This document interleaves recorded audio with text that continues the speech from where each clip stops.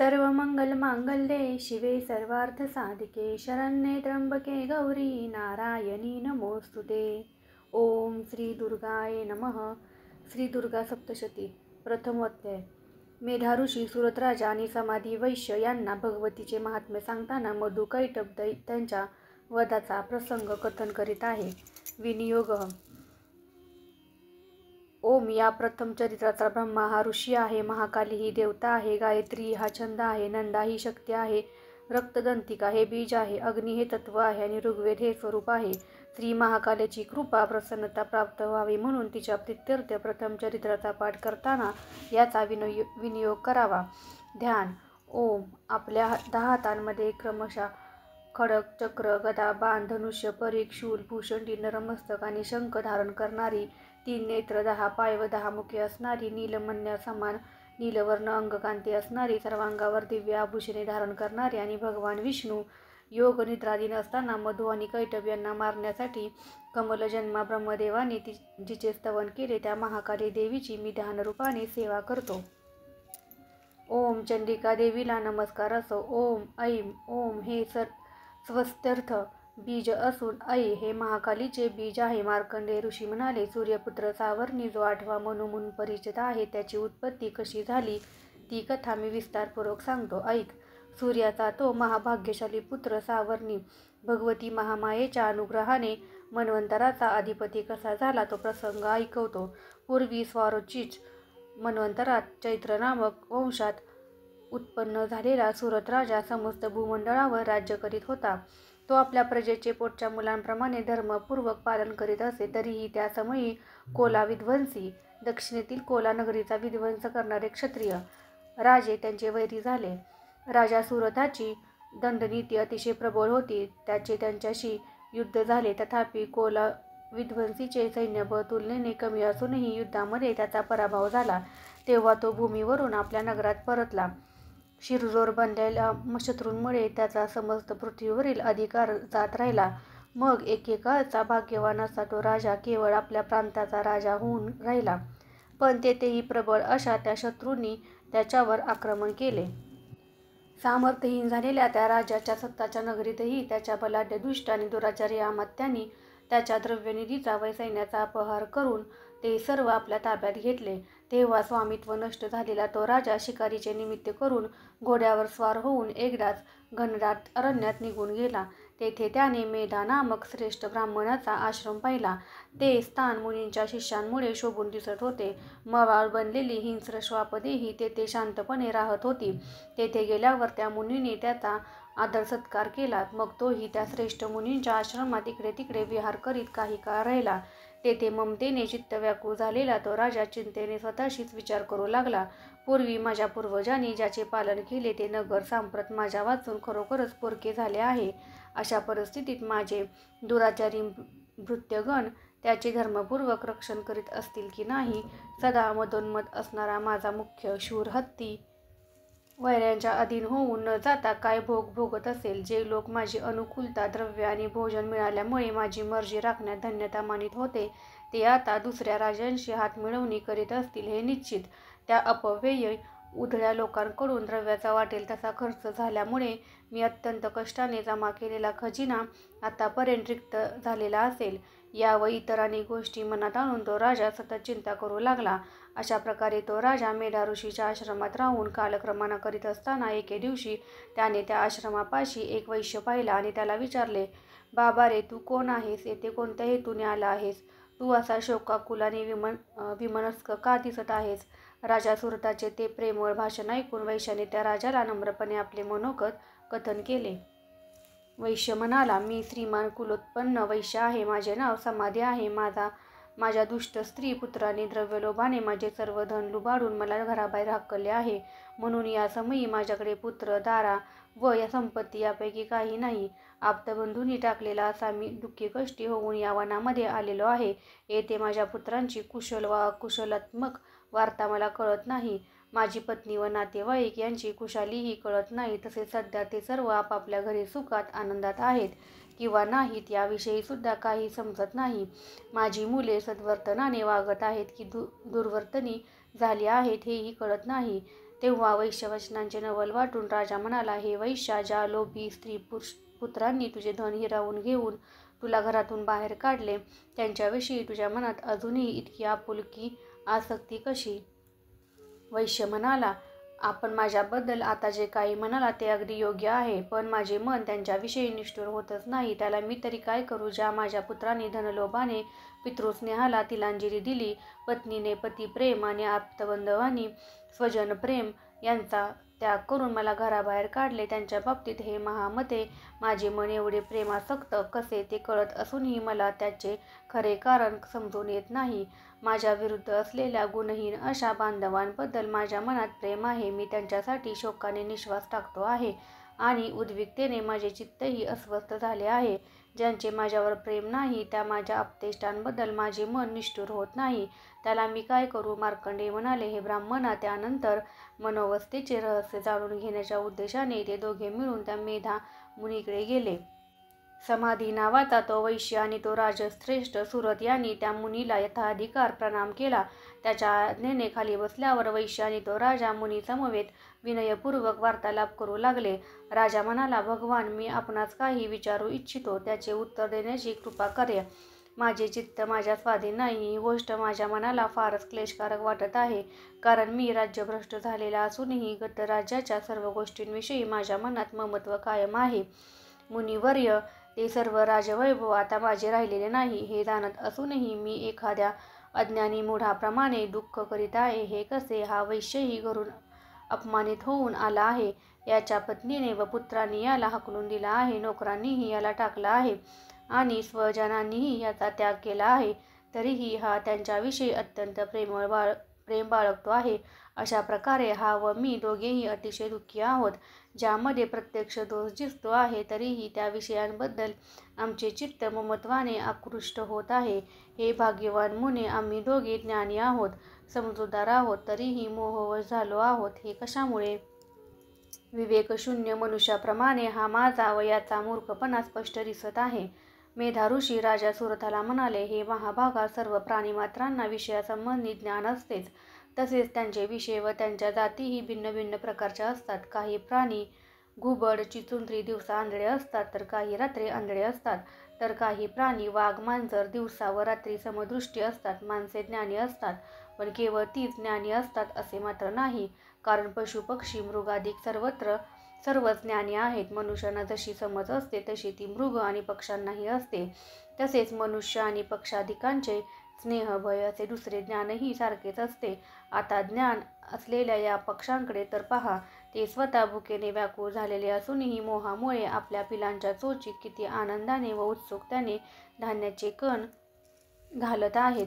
त्यांना आपल्या पिलांकडून कसलीही अपेक्षा नाही, पण हे नरश्रेष्ठा, माणसे मात्र आपल्या मुलांकडून तशी अपेक्षा ठेवतात. स्वतः समजूतदार असूनही लोभवश आपण केलेल्या उपकारांची मुलांकडून परतफेड होईल. अर्थात ती आपल्याला सांभाळतील, आपल्याला हवे नको ते पाहतील, आपली काळजी घेतील, अशा प्रकारची अभिलाषा बाळगणारी माणसे तू पाहत नाहीस काय? ती सर्व ज्ञानी आहेत, तरीही दुःखमय अशा मोहममतेच्या खोल गर्तेत पडलेली आहेत. हे राजा, या सर्व गोष्टींबद्दल म्हणजे जीवांच्या व्यवहारांबद्दल आश्चर्य वाटण्यासारखे काहीच नाही, कारण संसाराचे सातत्य टिकवण्यास कारणीभूत असलेल्या भगवती महामायेच्या प्रभावानेच हे घडत आहे. सर्व जगाचा अधिपती असलेल्या महाविष्णूलाही तिच्यामुळे योगनिद्रा आली आहे. ती श्रीहरीचीच महामाया योगनिद्रा रूप शक्ती आहे. तिच्यामुळे समस्त विश्व मोह पावते. ती देवी भगवती ज्ञानी माणसाचे चित्तही बळाने आकृष्ट करून त्यांना मोहाधीन करते. हे स्थावर जंगमात्मक विश्व त्या महामायेकडूनच निर्माण केले जाते. तथापि ती प्रसन्न झाली असता मानवांना मोक्षप्राप्तीचे वरदान देते. ती मुक्तिदायक सनातन परमविद्या अर्थात ब्रह्मविद्या आहे. सर्व ईश्वरांची, ब्रह्मा विष्णू महेशांची अधीश्वरी अशी ती भगवती महामाया संसाररूपी बंधनालाही कारणीभूत निर्माण करणारी आहे. ते निरूपण ऐकून राजा म्हणाला, भगवान, जिला आपण महामाया म्हणता ती देवी कोण आहे? हे ब्रह्मन, ती देवी कशी उत्पन्न झाली? ती कोणते कार्य करते? ती ज्या सामर्थ्याने, स्वरूपाने व अवताराने युक्त आहे, त्याविषयी हे ब्रह्मवेत्त्यातील श्रेष्ठ मी सर्व काही तुमच्याकडून ऐकू इच्छितो, तरी तिच्याबद्दल सविस्तर सांगण्याची कृपा करा. ऋषी म्हणाले, हे राजा, वास्तविक ती नित्य आहे. हे समस्त विश्व तिचेच रूप आहे. तीच चराचराला व्याप्त आहे, तरीही ती अनेक प्रकारे कशी प्रकट होते ते माझ्याकडून ऐक. ती जेव्हा देवांच्या कार्यसिद्धीसाठी आविर्भूत होते तेव्हा ती नित्य असूनही उत्पन्न झाली असे लोकांमध्ये म्हटले जाते. सर्व जग एकच एक अशा महाजलाशयात विलीन झाले असताना भगवान विष्णूही योग निद्राधीन झाले. त्या कल्पांतसमयी ते जगतप्रभू शेषशय्येवर पहुडले असता मधु व कैटभ या नावानी प्रख्यात असलेले 2 क्रूर असुर विष्णूंच्या कानातील मळापासून उत्पन्न झाले. ते ब्रह्मदेवाला ठार करण्यास उद्युक्त झाले. तेव्हा विष्णूच्या नाभी कमळात विराजमान असलेल्या प्रजापतीने त्या दोघा उग्र असुरांना आपला वध करण्यासाठी उद्युक्त झालेले पाहून आणि जनार्दन विष्णूही प्रगाढ निद्राधीन आहे असे पाहून आपले चित्त एकाग्र करून योगनिद्रेची स्तुती आरंभली. भगवान विष्णूंना जाग येण्यासाठी श्रीहरीच्या दोन्ही नेत्रात वास करणारे आणि जिची विश्वावर सत्ता आहे, जी जगाला धारण करते, त्याचे पालन करते व संहारही घडविते, तसेच ती तेजाचे स्वामी असलेल्या भगवान विष्णूंची अतुलनीय शक्ती आहे, त्या भगवती निद्रादेवीला उद्देशून ब्रह्मदेव म्हणाला, हे देवी योगनिद्रे, तू स्वाहा आहेस, तू स्वदा आहेस आणि तूच वषटकार आहेस. स्वर हेही तुझे स्वरूप आहे. तू अमृतमयी आहेस, नित्य आहेस, अक्षर आहेस. ओंकारात अ, उ, म या 3 मात्रांच्या रूपाने तू स्थिरावली आहेस. त्या प्रणवामध्ये जिचा विशेषतः उच्चार केला जात नाही, त्या गुप्त अर्धमात्रेमध्ये नित्यशः तू स्थिरावली आहेस. हे देवी, तू संध्या आहेस, सावित्री आहेस आणि तूच परमश्रेष्ठ अशी माता आहेस. तू या विश्वाला धारण करतेस, तू या जगाला उत्पन्न करतेस. हे देवी, तूच याचे सदैव पालन करतेस आणि कल्पांती तूच याचा संहार करतेस.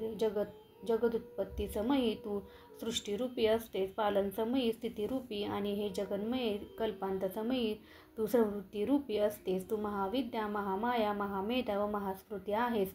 हे देवी, तू महामोहा, महादेवी, महासूरी आहेस. तू सत्व, रज, तम या 3 गुणांना उत्पन्न करणारी अशी सर्वांची मूळ प्रकृती आहे. हे देवी, तूच अत्यंत कठोर अशी कालरात्री, महारात्री व मोहरात्री आहेस. तूच श्रीलक्ष्मी, ईश्वरी, विश्वाची स्वामिनी, तूच ह्रीं आणि तू बोध, लक्षणा, बुद्धी आहेस.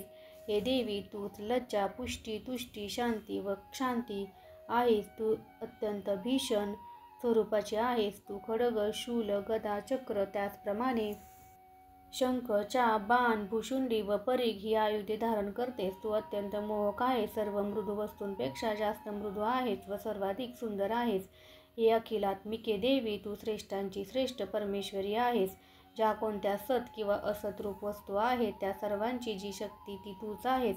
म्हणून तुझे स्तवन करणे कसे शक्य आहे. हे देवी, जो जगाचा सर्जन करता, जगाचा पालन करता, जगाचा संहार करता आहे, तो महाविष्णूही जिच्यामुळे योग निद्राधीन झाला, त्या तुझे स्तवन करण्यास येथे कोण समर्थ आहे. हे देवी, ज्या अर्थी तू मला, विष्णूला आणि महेशाला शरीर धारण करावयास भाग पाडलेस, त्या अर्थी तुझे स्तवन करण्याची कोणामध्ये शक्ती असेल बरे. हे देवी, तू स्वतःच्या या उदार प्रभावांनीच प्रशंसित आहेस.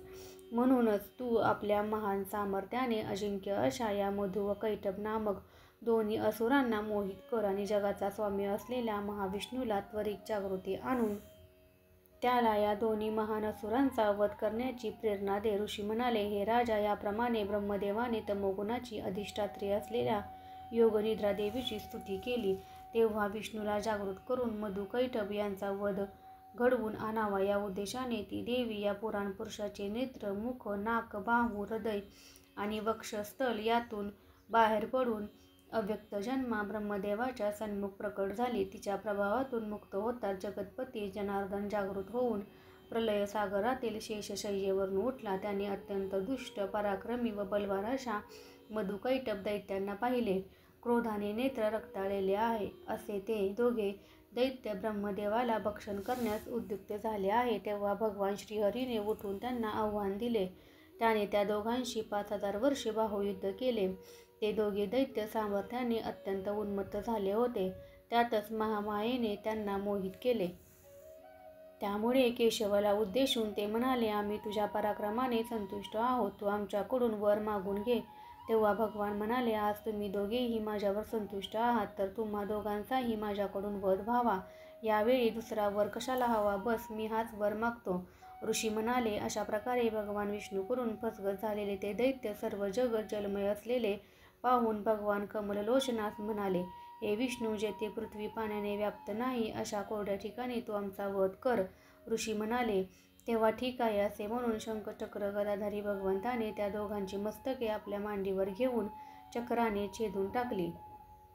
अशा प्रकारे ब्रह्मदेवाने स्तुती केल्यावर ही महामाया देवी स्वतः प्रकट झाली. आता या देवीचा आणखीन एक पराक्रम मी तुला सांगतो, ऐक. याप्रमाणे श्री मार्कंडेय पुराणांतर्गत सावर्णिक मन्वंतरातील देवी महात्म्यामधील मधुकैटभ वध नामक पहिला अध्याय पूर्ण झाला. ओम श्री दुर्गाय नमः. द्वितीय अध्याय. देवांच्या तेजापासून देवीचे प्राकट्य आणि महिषासुराच्या सेनेचा वध. विनियोग.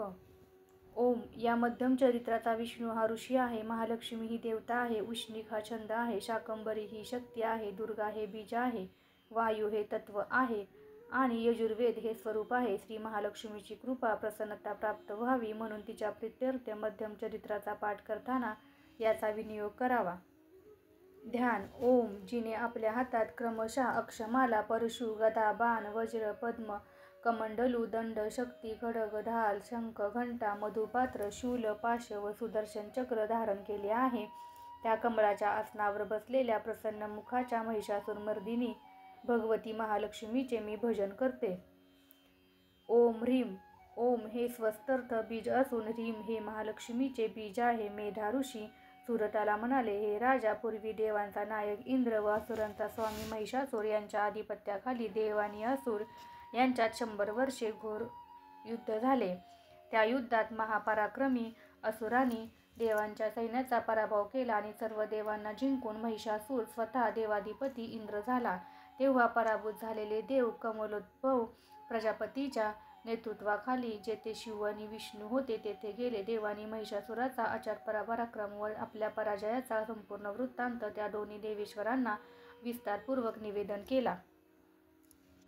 ते म्हणाले, भगवान सूर्य, इंद्र, अग्नी, वायू, चंद्र, यम, वरुण व कुबेरादी अन्य देवांचे अधिकार बळकावून महिषासूर स्वतःच त्यांचा अधिष्ठाता बनलेला आहे. त्या दुष्ट महिषासुराने सर्व देवगणांना स्वर्गातून हद्दपार केले असून ते सर्व देव सामान्य मानवांप्रमाणे पृथ्वीवर भटकत आहेत. भगवान देवांचे शत्रू असलेल्या दैत्यांची सर्व दुष्कृत्ये आम्ही आपणास कथन केली असून आता आम्ही आपणास शरण आलो आहोत. तरी कृपा करून त्याच्या महिषासुराच्या वधाचा काहीतरी विचार करा. याप्रमाणे आगतिक झालेल्या देवांची ती निवेदने ऐकून भगवान विष्णू आणि शंकर यांना दैत्यांचा खूप संताप आला. क्रोधाने त्यांच्या भुवया वक्र झाल्या, मुखचर्या भयंकर दिसू लागल्या. त्या समयी अत्यंतिक क्रोधाने खदगदलेल्या चक्रधारी विष्णूच्या, ब्रह्मदेवाच्या आणि महेशाच्या मुखातून प्रचंड तेज बाहेर पडले. त्याच वेळी इंद्रादी अन्य देवांच्या शरीरातूनही महान तेज निघाले व ते सर्व पूर्वीच्या तेजात एकरूप झाले. ज्वालांनी सर्व दिशांना व्यापून टाकणारा महान तेजाचा तो लोळ देवांना ज्वलंत धगधगत्या पर्वताप्रमाणे दिसला. सर्व देवांच्या शरीरातून उत्पन्न झालेले आणि आपल्या ज्वालांनी त्रैलोक्य व्यापून टाकणारे ते अतुलनीय तेज तेथे एका स्त्रीमध्ये परिणित झाले. भगवान शंकरांचे जे तेज होते त्यापासून त्या देवीचे मुख बनले, यमराजाच्या तेजापासून तिच्या मस्तकावरील केस आणि विष्णूच्या तेजापासून तिचे बाहू बनले. याप्रमाणे चंद्राच्या तेजापासून तिचे स्तनयुगुल, इंद्राच्या तेजापासून तिचा कटिभाग, वरुणाच्या तेजापासून तिच्या पोटऱ्या व मांड्या आणि पृथ्वीच्या तेजापासून तिचे नितंब बनले. ब्रह्मदेवाच्या तेजापासून तिचे दोन्ही पाय, सूर्याच्या तेजापासून पायांची बोटे, अष्टवसूंच्या तेजापासून तिच्या हातांची बोटे आणि कुबेराच्या तेजापासून तिची नासिका बनली. दक्ष प्रजापतीच्या तेजापासून किंवा तिच्या दंतपंक्ती आणि अग्नीच्या तेजापासून तिचे 3 नेत्र बनले. प्रातः सायंकाळी संध्यांच्या तेजापासून तिच्या दोन्ही भुवया, पायीच्या तेजापासून तिचे 2 कान तसेच अन्य देवांच्या तेजापासून तिचे 1 अवयव निर्माण होऊन पूर्णतायुक्त अशी कल्याणमयी देवी उत्पन्न झाली. तेव्हा सर्व देवांच्या तेजोराशीपासून आविर्भूत झालेल्या त्या देदीप्यमान शिवेस पाहून महिषासुराकडून संत्रस्त झालेले देव अत्यंत आनंदित झाले. त्या समयी देवांनी आपापली आयुधे तिला दिली. पिनाकधारी शंकराने आपल्या शूलातून दुसरा एक शूल काढून तिला दिला. श्रीकृष्णाने आपल्या चक्रातून दुसरे एक चक्र निर्माण करून तिला बहाल केले. वरुणाने तिला शंख दिला, अग्नीने शक्ती दिली आणि वायूने धनुष्य, त्याप्रमाणे बाणांनी भरलेले 2 भाते दिले. देवाधिपती इंद्राने आपल्या वज्रातून दुसरे एक वज्र निर्माण करून तिला दिले. तसेच ऐरावत हत्तीवरून उतरवून एक घंटाही दिली. यमाने तिला आपल्या कालदंडातून एक दंड काढून दिला. वरुणाने पाश दिला, प्रजापतीने अक्षमाला व ब्रह्मदेवाने कमंडलू दिला. सूर्याने तिच्या केशरोमांमध्ये आपल्या किरणांचे तेज भरले. कालाने तिला खडक व नितळ अशी ढाल दिली. क्षीरसागराने तिला उज्ज्वल हार व कधीही जीर्ण न होणारी 2 महावस्त्रे दिली. तसेच दिव्य चूडामणी, कुंडले, कांकणे, शुभ्र अर्धचंद्र, सर्व बाहूंमध्ये घालण्यासाठी केयूर, पायात घालण्यासाठी सुंदर पैंजण, गळ्यात घालण्यासाठी अनुपम कंठी आणि हातांच्या सर्व बोटांमध्ये घालण्यासाठी रत्नजडित अंगठ्या दिल्या. विश्वकर्म्याने तिला नितळ असा परशू दिला. तसेच अनेक प्रकारची शस्त्रे, अभेद्य कवच आणि मस्तकावर व वक्षस्थलावर धारण करण्यासाठी कधीही न कोमेजणाऱ्या कमळांच्या माळाही दिल्या. सागराने तिला हातात धरण्यासाठी एक अतिशय सुंदर कमळ भेट दिले. हिमालयाने वाहन म्हणून सिंह व इंद्रनीलपाचू, पद्मराग आदी नानाविध रत्ने दिली. धनाध्यक्ष कुबेराने तिला सदैव मद्याने भरलेले पानपात्र अर्पण केले. अत्यंत मौल्यवान मण्यांनी विभूषित असा नागहार, जो सर्व नागांचा स्वामी आहे आणि ज्याने या पृथ्वीला आधार दिलेला आहे, त्या शेषाने तिला दिला. त्याप्रमाणे अन्य देवांनीही विविध आभूषणे व आयुधे देऊन त्या देवीचा थोर सन्मान केला. तेव्हा ती देवी मोठमोठ्याने पुन्हा पुन्हा विकट हास्ययुक्त गर्जना करू लागली. त्या तिच्या भयंकर गर्जनानादाने सारे नभोमंडळ दुमदुमले. त्या ध्वनीचा आकाशात तेवढाच प्रचंड प्रतिध्वनी उमटला. त्यामुळे सर्व लोकांमध्ये मोठी खळबळ माजली. समुद्र प्रक्षुब्ध झाले, पृथ्वी डोलायमान झाली, सर्व पर्वत डगमगले. त्यावेळी अत्यंत आनंदित झालेले देव त्या सिंहवाहिनी भवानीचा जय जयकार करू लागले. भक्तीने विनम्र झालेल्या आणि आत्मरूपाच्या प्रत्यक्ष मूर्तीच अशा मुनिवरांनीही तिचे स्तवन केले. तेव्हा संपूर्ण त्रिभुवन क्षुब्ध झालेले पाहून देवांचे शत्रू असलेले दैत्य आपली समस्त सेना शस्त्रास्त्रांनी सुसज्ज करून युद्धास सिद्ध झाले. संतप्त महिषासुरही हे काय चालले आहे असे आश्चर्य व्यक्त करीत सर्व दैत्यांच्या मध्ये राहून प्रचंड सेनेसह देवीने केलेल्या त्या गर्जनेच्या रोखाने निघाला. पुढे जाताच त्याने स्वतःच्या तेजाने अखिल त्रैलोक्य व्यापणाऱ्या त्या देवीला पाहिले. तिच्या चरणांच्या भाराने भूमी दडपली जात होती. तिच्या मुकुटाच्या तेजाने आकाश उजळून निघाले होते. ती देवी धनुष्याच्या प्रत्यंचेच्या दणटणाने सप्तपाताळांना प्रक्षुब्ध करीत होती आणि आपल्या हजारो हातांनी सर्व दिशा व्यापून उभी होती. त्यानंतर देवद्वेष्टा असुरांनी तिच्याबरोबर युद्ध केले. त्या समयी नाना प्रकारच्या शस्त्रास्त्रांच्या साह्य प्रहाराने सर्व दिशा व अंतरिक्ष धगधगले. चिक्षुर हा महिषासुराचा महाबलाढ्य सेनापती होता. तो देवीशी युद्ध करू लागला. चांबर दैत्य अन्य असुरांची चतुरंग सेना घेऊन, तर उदग्न नामक महादैत्य 60,000 रथींना घेऊन लढू लागला. महाहनू 1 कोटी दैत्यांची सेना घेऊन, तर ज्याच्या अंगावरील केस तलवारीसारखे तीक्ष्ण होते असा असिलोमा महादैत्य 5 कोटी रथी समवेत युद्धासाठी आला. बाष्कल 60,000 दैत्यांची फौज घेऊन रणांगणात आला. तर परिवारित नावाचा असुर हत्तींच्या व घोड्यांच्या हजारो समूहांनी त्या युद्धात लढू लागला. त्याच्या भोवती समवेत 1 कोटी रथही होते. त्या समयी 5 कोटी रथांनी वेढलेला बिडाल नामक दैत्यही युद्ध करू लागला. तेथे रथांनी वेढलेला परिवारित दैत्य लढण्यात मग्न असताना रथ, हत्ती व घोडे यांनी युक्त असलेले इतरही अनेक महादैत्य देवीबरोबर निकराने लढू लागले. त्या रणभूमीमध्ये परार्ध संख्येत रथ, हत्ती, घोडे व सैनिक घेऊन स्वतः महिषासुरही युद्धासाठी आला होता. ते सर्व दैत्य तोमर, भिंतीपाल, शक्ती, मुसळ तसेच खड्ग, परशु व पट्टे या शस्त्रांनी देवीशी लढत होते. काही दैत्यांनी तिच्यावर शक्तीने प्रहार केले, काहींनी पाश टाकले, तर काही दैत्यांनी खड्गाचे प्रहार करून देवीला ठार मारण्याचा उद्योग केला. त्यावेळी चंडिकेने सुद्धा शत्रूंनी फेकलेली ती सर्व शस्त्रास्त्रे आपल्या शस्त्रास्त्रांचा वर्षाव करून लीलया छेदून टाकली. त्या युद्धप्रसंगी देवीच्या मुखावर परिश्रमाचे व थकल्याचे कोणतेही भाव नव्हते. तिचा पराक्रम पाहून देव आणि ऋषी तिची स्तुती करत होते. ती भगवती असुरांच्या शरीरावर शस्त्रांचा मारा करू लागली आणि देवीचे वाहन असलेला सिंहही क्रोधाविष्ट होऊन आपली आया हलवीत अरण्यात वणवा पसरत जावा तसा असुरांच्या सैन्यात भीषण प्राणहानी करत संचार करू लागला. त्यावेळी रणांगणात लढणाऱ्या अंबिकेने जे निश्वास सोडले त्यांचे तात्काळ शेकडो हजारो गण बनले. ते परशु, भिंतीपाल, खडक व पट्ट्यांसह युद्ध करू लागले. देवीच्या सामर्थ्याने बलाढ्य झालेले ते गण असुरांच्या झुंडीचा नाश करीत शंख व नगारे वाजवू लागले. तर अन्य गणांनी त्या युद्धरूपी महामहोत्सवात मृदुंगाचा निनाद केला. त्यासमयी देवीने त्रिशूल, गदा, शक्ती यांचा वर्षाव करून आणि खड्गादी आयुधांनी प्रहार करून शेकडो महादैत्यांना ठार केले. कित्येकांना घंटेच्या भयंकर निनादाने मूर्छित पाडले. तिने अनेक असुरांना पाशाने बांधून जमिनीवर पाडून खेचले. तिच्या तीक्ष्ण खड्गाच्या घावाने कित्येकांची 2-2 शकले झाली. कित्येक जण गदेच्या प्रहारांनी घायाळ होऊन धराशायी झाले. मुसळाने सडकून ठोकले गेलेले कित्येक असुर अत्यंत जखमी अवस्थेत रक्त ओकू लागले. तिच्या शूलघाताने हृदय विदीर्ण झालेले कित्येक जण भूमीवर मरून पडले, तर कित्येक दैत्य तिच्या निरंतर शरवृष्टीमुळे रणांगणात काळमुखी पडले. ससाण्यांप्रमाणे झडप घालणारे ते देवपीडक अन्य मृत असुरांचे अनुकरण करीत प्राण सोडू लागले. देवीपुढे कोणतेच सामर्थ्य चालेना.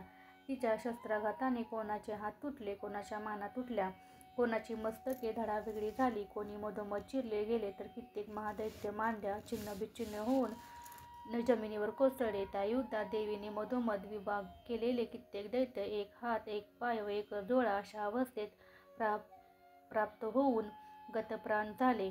रणमत चढलेले काही दैत्य मस्तके तुटून पडली तरीही पुन्हा उठत होते आणि त्यांची कबंदे श्रेष्ठ आयुधे हाती घेऊन देवीशी युद्ध करीत होती. दुसरी कित्येक धडे युद्धवाद्यांच्या निनादात गुंग होऊन नाचत होती. त्या संग्रात खड्ग, शक्ती, वृष्टी आदी आयुधे धारण केलेले कित्येक महादैत्य देवीला थांब थांब असे म्हणून युद्धासाठी ललकारत असताना त्यांची मस्तके तुटून केवळ कबंदेच उरत होती.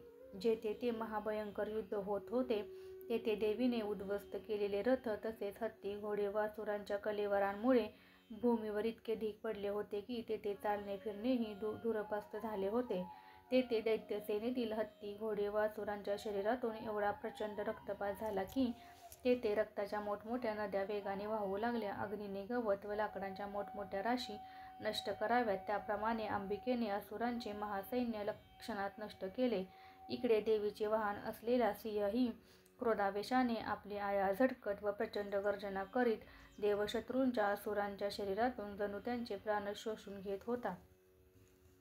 त्या समरप्रसंगी देवीच्या गणाने त्या महादैत्यांबरोबर असे विलक्षण आश्चर्यकारक युद्ध केले की स्वर्गातील देवही संतुष्ट होऊन त्यांच्यावर पुष्पवृष्टी करू लागले. याप्रमाणे श्री मार्कंडेय पुराणांतर्गत सावर्णिक मन्वंतरातील देवी महात्म्यामधील महिषासुर सैन्यवध नामक 2रा अध्याय पूर्ण झाला.